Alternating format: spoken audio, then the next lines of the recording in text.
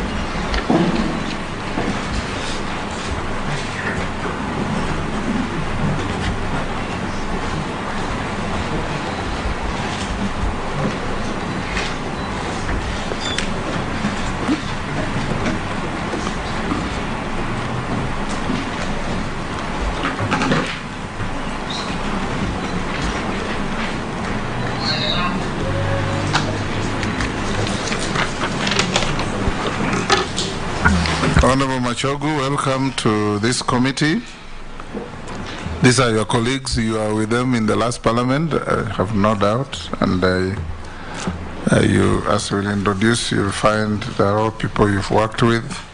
This is a committee of the National Assembly, founded in standing orders in the law and in the Constitution, to vet or conduct confirmation hearings on all nominees for cabinet positions.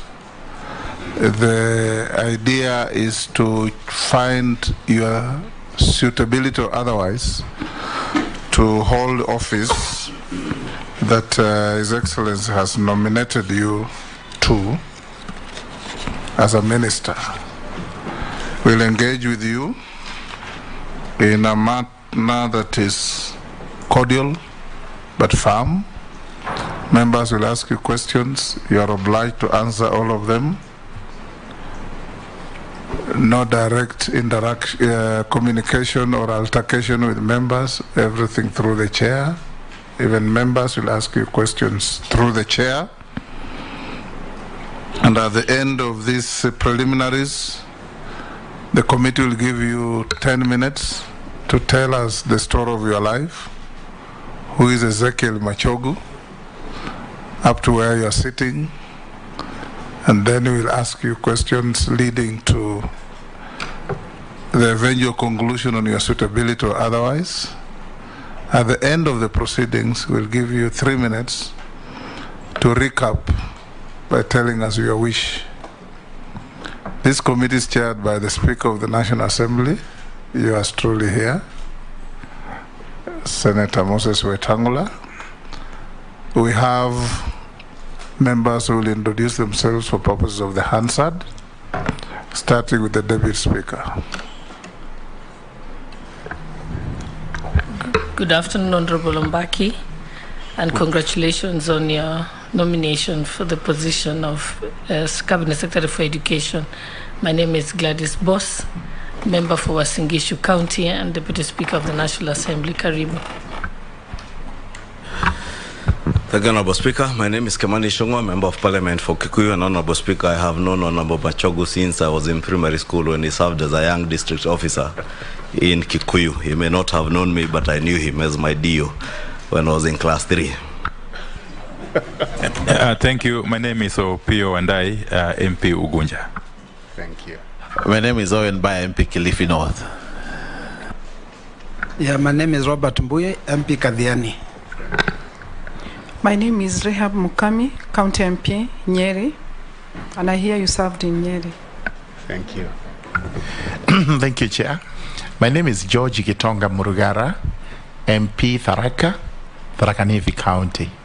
No idea whether you actually went there. Thank you. Honorable Machogu, you know me. Honorable Kosi, MP Poko South. Thank you. Abdul Rahim Daud, MP for Northern Menti, and I don't have a recollection of seeing you in Meru. Honorable Mishimboko, MP Likoni. Good afternoon. Caleb Amisi, MP Sabot. Thank you. Dido Raso, MP Saku. Abdishurie MP Balambala. Mmase Mary MP Teso South. No interest to declare. Naisula Lesuda MP Samburu West. Thank you. We have also the clerk of the National Assembly, represented by Madam Florence. You'll introduce your team.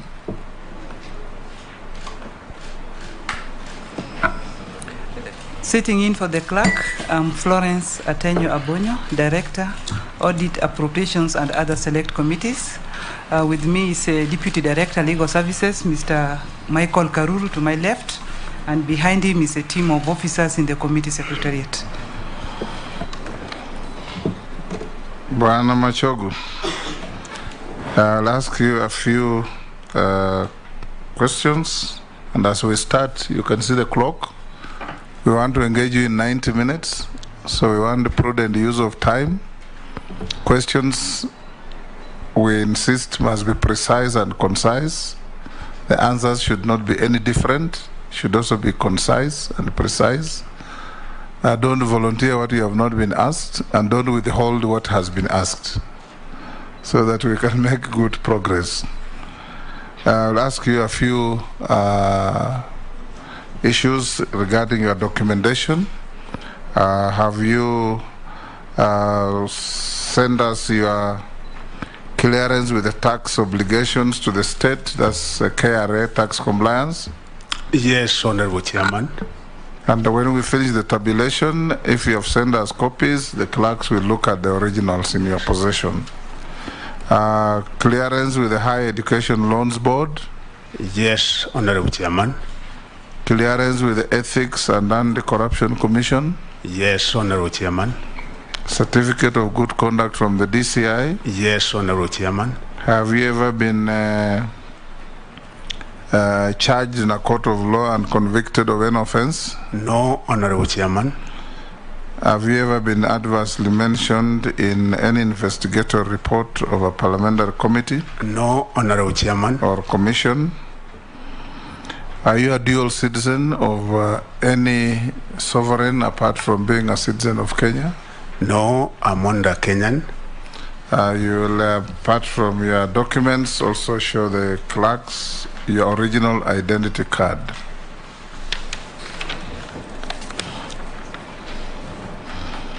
At a personal level, what is your financial net worth? 590 million. Honorable Chairman. How is it made up? I have buildings in Nairobi, 3 buildings in Eastlands, specifically Chogo Road. I have another building in Pangan area. I have a building, an apartment in Mirimani. I have an apartment at Kirereswa and another one at near Yaya Center. Chairman, I also have an apartment in Mombasa, Sansu area. I also have apartments at Ngong. I also have a piece of land which is rightly over quarter acre, where there's a car passer along Ngong Road. I also own a plot. Is not built yet in Kisii town. I also have 30 acres of land in Kisii.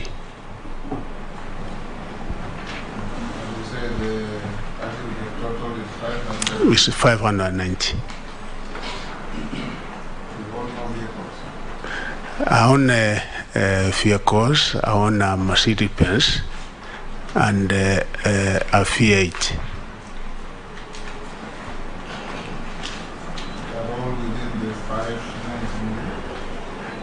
Yes.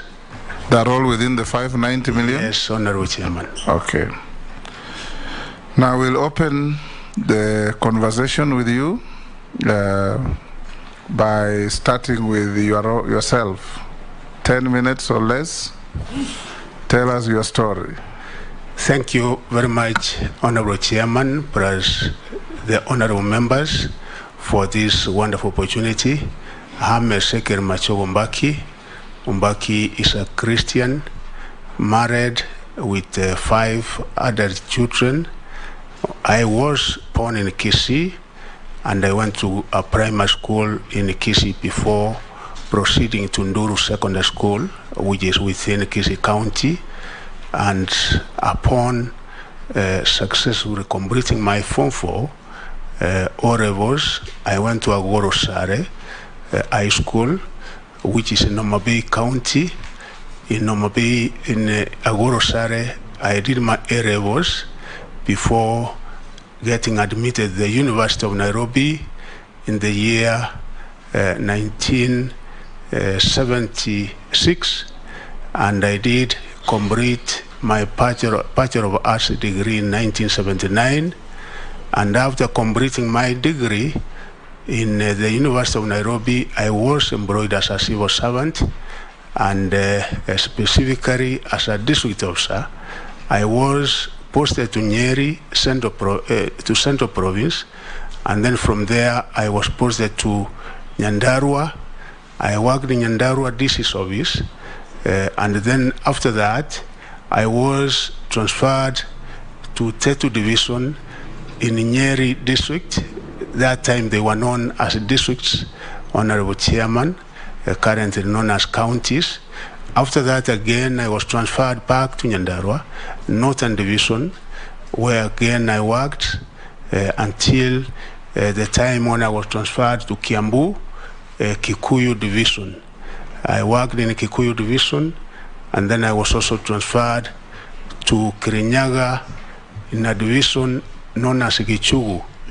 After that, Honorable Chairman, I was again transferred back to Kikuyu, and after Kikuyu, I was transferred to the Greater Rift Valley, where I worked in the Provincial Commissioner's Office, and then I worked as District Officer 1, Nandi District, and then from Nandi, I was transferred to Naivasha Sub-District. After Naivasha, Honorable Chairman and Honorable Members, I was promoted to the rank of a District Commissioner, Nyandarua District. So again, I went back to Nyandarua as District Commissioner. I served in Nyandarua as District Commissioner for 7 years before again I was transferred in the same capacity as District Commissioner Busia.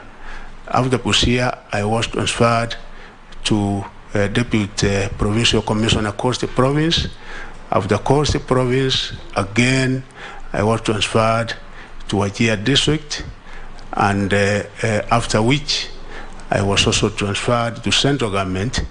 In the central government, I served in many ministries, among them Public Service Commission. I also served in Northern Kenya and other arid lands. I served in the then Means of Commerce, Tourism, and East African Affairs as Senior Deputy Secretary. And finally, I served as Senior Deputy Secretary, Means of Trade, before retiring in October 2016. After that, Honorable Chairman and Honorable Members, the good people of Nyaribari Masaba gave me an opportunity to serve them as their member of Parliament, which I served from 2017 up to 2022. I would like to inform the members and the Honorable Chair that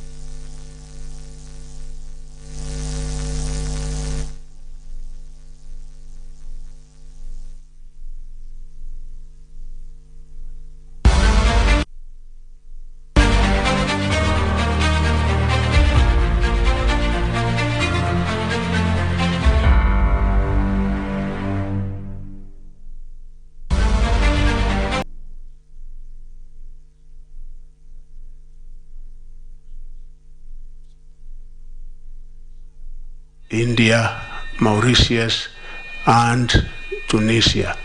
And Chairman and honorable members, during my tenure in civil service, I would like to give few examples. I cannot be able to mention each and everything that I was able to do directly as an officer. When I was district officer Kikuyu, during that time, the then president was putting up a school known as Moi Girls Kamangu, and actually I supervised the construction of that school. I remember the then provincial commissioner Nairobi, who was known as Fred Waigancho, used to get money. It was like the crack of works, getting materials and ensuring that the work was done, and also expediting payment. When I worked in Nyandarua as district officer, Northern Division, which was covering Orichoro Rock and Ndarawa, Nyandarua then was actually entirely a settlement area, and it was during that particular time, Chairman, that we were settling people from all parts of the country, and mainly from central Kenya. There were no schools, so I acted as a catalyst. Together with other stakeholders, the local leaders, we were able to put up the necessary infrastructural facilities, and particularly schools when I served as district officer in Orichoro Rock. And also when I served as district commissioner Nyandarua, honorable chairman and the members, you will remember that during the 7-year period that I served, Nyandarua was #1 nationally for those 7 years, because I was able to work very, very closely with the other stakeholders, which made it possible for us to have #1 countrywide for the 7 years. Actually, in 1993, I was given a trophy by the then president as being the best overall district commissioner in the country in mothers' education, and also spearheading development. When I went to Busia, the educational standards were not that impressive. Again, with other government officers in the Department of Education, we worked, and Busia, which was being ranked 37 that time, was able to improve to position 16. I served as chairman of Board of Governors, what we now call Board of Management, in many schools. Among them was Nyandarua.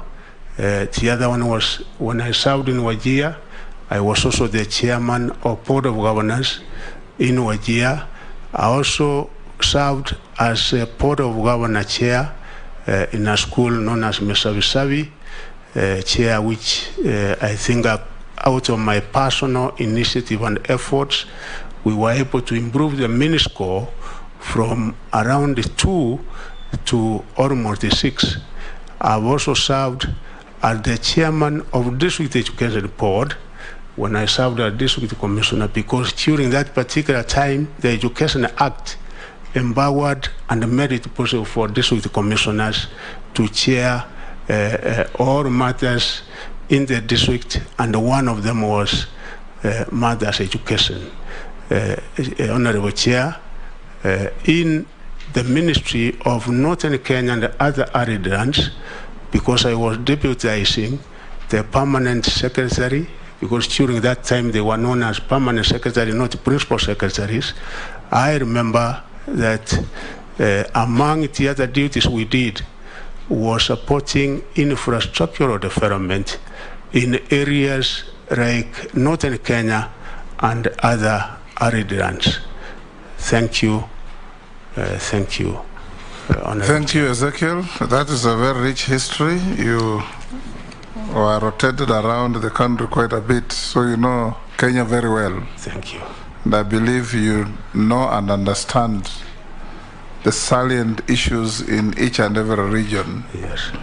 We'll now open up to members to field questions. Please, like I said, answer questions clearly, precisely, without meandering around and skirting around the issues. I'll start with the Honorable Deputy Speaker. I'd like to ask you, Mr. Honorable Mbaki, about CBC. There's been complaints across the country that it's very expensive for parents and children also in rural schools and marginalized areas, and that the teachers, there's also been complaints that teachers were ill prepared to roll out and implement the CBC program. And appreciating that we already have a task force to review and map out a way forward, as a Cabinet Secretary nominee for education, what are your thoughts about it? What strategies are you going to put in place to ensure that at the end of the day we'll have high quality education for our children? Thank you. Ezekiel will take batches of 4 questions in a row, then you can be able to respond. So you just note the questions. Kimani Chungwa. Thank you, Honorable Speaker. Ask it your DO question. Yes, as I indicated, he was a very diligent DO. I was very young, only in class 3 when he served as DO in Kikuyu, but he was also a good friend to my father. And it's indeed true. He was instrumental in the construction of Moi Girls Kamango, and we appreciate. But CS nominee Honorable Machogu, I don't repeat what the Honorable Sholay has asked about the working party for review of the many things in the education sector, including the CBC to university education. But I really want to dwell on university education, because Honorable Machogu, you are aware that government is paying for government-sponsored students in private universities. But there exists a cartel in the Ministry of Education and private university players that influences how COOPS, the Kenya Colleges and Universities Placement Services, places students in either public or private universities. I'm sure by now you're aware that a number of our public universities, including premier institutions like the University of Nairobi, are financially they're on their deathbed. Moi University is almost collapsing. Egerton University is in ICU. If you go to Murang'a University, it has no students. Karatina University is on the verge of collapsing. Anywhere, Bondo University, even Kisii University in your own county, and these are public institutions. But they're collapsing at a time when government is spending billions of shillings sponsoring students in private universities. I would want to hear what you plan to do to dismantle the cartels that influence the placement of students in a very lopsided way. If you check your records at the ministry, maybe if approved and you settle in, you realize one private university in the last 1 year has more students placed to them than Kenyatta and Nairobi University combined as a private university. You also realize maybe when you settle down, there was a program that was called the Teacher Professional Development Program that trains teachers. Teachers are asked to pay a sum of 6,000 shillings, and I've seen there was a petition in the last parliament where teachers were appealing that this be opened up to more universities so that teachers are able to access this program in universities that are nearer to them, and in many areas, public universities. But again, you realize that program was designed by those cartels in the ministry working together again with people in private universities to make sure that one university, again, the way the program was designed was to basically favor one private university at the expense of public universities and at a great cost to teachers, because teachers are being asked to pay, and the petition, I think, was asking the government to help them with part of the 6,000 shillings, and they pay part of it and also open it up to other public universities. You can imagine many teachers in this country were trained by through the teachers who taught us, UON and Kenyatta University. though are never included in this program. I would also want to hear your views on how you will deal with those. Lastly, Honorable Machogu, is on the fair allocation of resources in the Ministry of Education, especially infrastructure money that is appropriated by this House to help build infrastructure. You know, the last 2 years, the Ministry of Education has allocated resources towards the construction of classrooms. I would invite you to visit a school by the name Karai Day Secondary School in my constituency, or 5 minutes from here, the new HGM Secondary, where I built classrooms, about 15 classrooms and laboratories and offices at a cost of about 30 million shillings. The ministry has come and built one classroom at a cost of over 2 million shillings. The 15 classrooms are all not in use, and the ministry is building a new classroom apparently for the, what is it called, the new junior secondary school. What are you going to do to ensure that you rationalize how the Ministry of Education, because from the budget committee, I can tell you this is a ministry that gobbles up the largest portion of our budget. But how these resources end up being used is either a duplication of what members of parliament are doing using CDF. They have no reference to members of parliament. You go and find a classroom being built at a cost double what the member of parliament is doing at the constituency level. And when we raised the issue here, you remember the ministry was adamant that those resources cannot go to CDF or through the members of parliament. And it is the corruption cartels that persist in the ministry. I would really want to hear what you intend to do to deal with those cartels that exist in the Ministry of Education, including either recovery of the monies that were paid through the Ruaraka land theft, which happened at the Ministry of Education to the tune of almost 1.5 billion shillings. That was public money paying for a public school's land. I would want to hear, because it still exists as an audit query, since Parliament never approved it, what you would intend to do, and especially considering that the minister then hailed from your neighboring county of Nyamira. Thank you. Okay, sorry. I'll be very brief. Honorable Machogu, I had wanted to ask some question here, but from the history you've given us, it would appear that you are only deputy PC in Coast.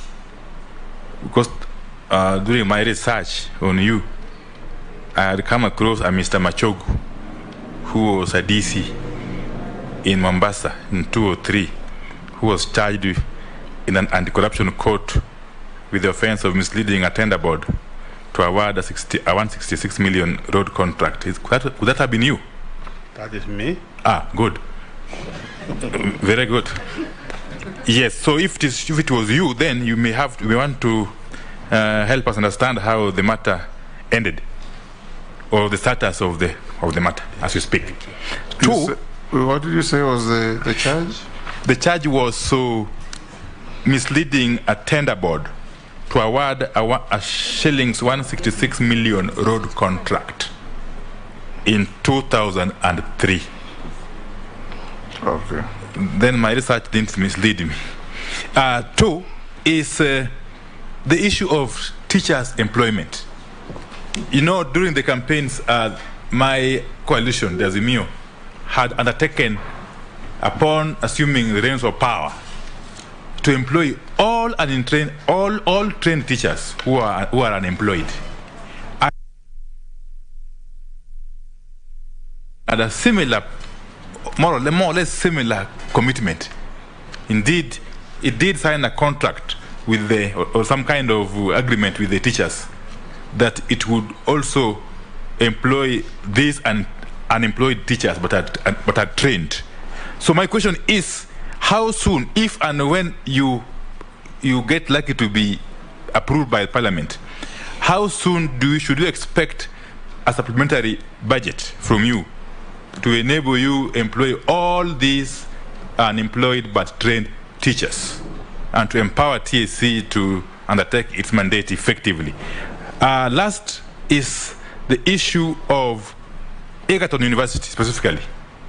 That university is in a sorry state. the lecturers have been on strike now for I don't know how many years, since 20 whatever, and they have been on half pay since the middle of 2020. What urgent measures will you be taking to salvage that university, which is very critical for our national development? Thank you. Robert. Yeah, thank you, Chair. Chair, you know, this country, we pride ourselves in saying that we have free primary education, and I've also heard of free secondary education. But the reality is that parents have to keep paying for teachers, they pay for examinations, they pay for activities. They are constantly going into their pockets to make payments. And you know, this is one of the reasons why a lot of our children are constantly on the roads, going back home to pick money so that they can attend classes, which is against the Basic Education Act. Now, I think in the 11th Parliament, when C.S. Matiang'i was the Minister for Education, I had asked a question concerning that, and the Minister indicated that no one is supposed to be, no principal, no head teacher is supposed to charge any levies without approval from the office of the minister. Now, we know, all of us, that this continues happening all over the country. How are you going to solve this problem once and for all, so that our children can remain in school from January to December? Ezekiel, you can, Owen, so that I finish with your side. Okay. Ezekiel, I have two very short questions. One, there are a lot of secondary schools that have been built using CDF. A lot of them, probably you, when you're MP in your area, you built new ones. But the ministry, especially during Magoha's time, he refused to register secondary schools. And those schools are there. Kids are gone through Form 1, Form 2, Form 3, Form 4, but they have to do exams in another school because that school has not been registered, because there is a moratorium that you cannot register new schools. Yet population in this country keeps on increasing. New kids we want to reduce distance from home to school, but the ministry has been an impediment towards registration of new schools. What are you going to do about that? And secondly, I want to also talk about universities just a little bit. Usually universities receive expenditure estimates from the budget, and they are allocated 100 million, but the ministry only ends up sending 30 million to that university. The rest of the money, we do not know where the money is going. Universities are collapsing in this country. As you take leadership in that ministry, I hope you will not be that one who only goes to primary schools, a professor who goes to primary schools and supervises primary schools and leaves universities to die. What are you going to do to give the universities in this country a new face, a new energy, and a new eager? And then lastly, on the issue of the sweeping laws, which were actually withdrawn at Parliament, where minister wants to appoint vice chancellors, he wants to be in charge of all universities in this country. Do you still want to bring these laws, or will you withdraw them? Will you give vice chancellors an opportunity to manage universities without interference, and stop sending girlfriends to be members of council of universities? Thank you. Yes, you can. Ezekiel, answer those 5 Thank you. Interventions. Thank you very much, Honorable Chairman and honorable members. I know it is the concern of each and every parent in this country about